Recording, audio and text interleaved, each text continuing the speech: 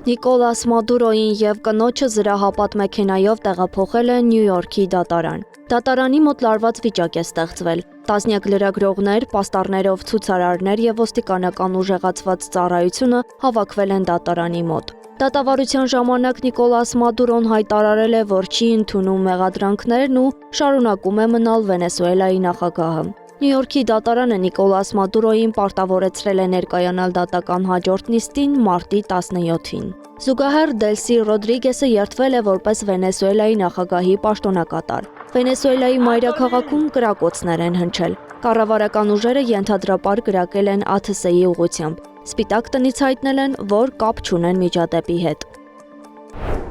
Միացյալ Նահանգների նախագահը Դոնալդ Թրամփը հայտարարել է, որ չի հավատում Ռուսաստանի Դաշնության այն պնդմանը, որ Ուկրաինան հարձակվել է Պուտինի կեցավայրի վրա և որ այդ հարվածը տեղի է ունեցել։ Նա կարծում է, որ ինչ-որ բան տեղի է ունեցել մոտակայքում, բայց հարձակման հետ աղերս չունի։ Ինչ վերաբերում է Միացյալ Նահանգների անվտանգությանը, Թրամփը հայտարարել է, որ Գրենլանդիան իրենց անհրաժեշտ է ազգային անվտանգության տեսանկյունից։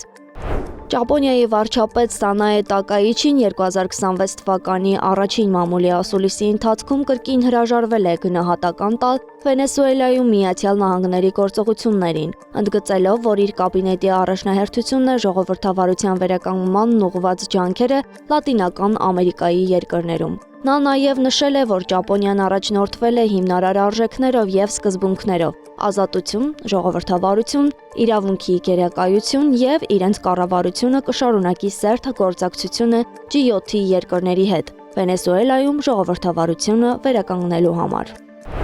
Իրանի արտաքին գործերի նախարարության խոսնակ Էսմայիլ Բաղային հայտարարել է, որ Իրանի զինված ուժերը որևէ զիջման չեն գնա երկրի տարածքային ամբողջականության պաշտպանության հարցում։ Նա նշել է, որ Իսրայելի վարչապետ Բենյամին Նեթանյահուն աջակցություն է հայտնել Իրանի Իսլամական Հանրապետությունում տեղի ունեցող բողոքի ցույցերին և դա համարել Իրանի ազգային միասնությունը խաթարելու փորձ։ Իրանը նաև հայտարարել է, որ ցույցերի ժամանակ Մոսադի լրտես է ձերբակալել։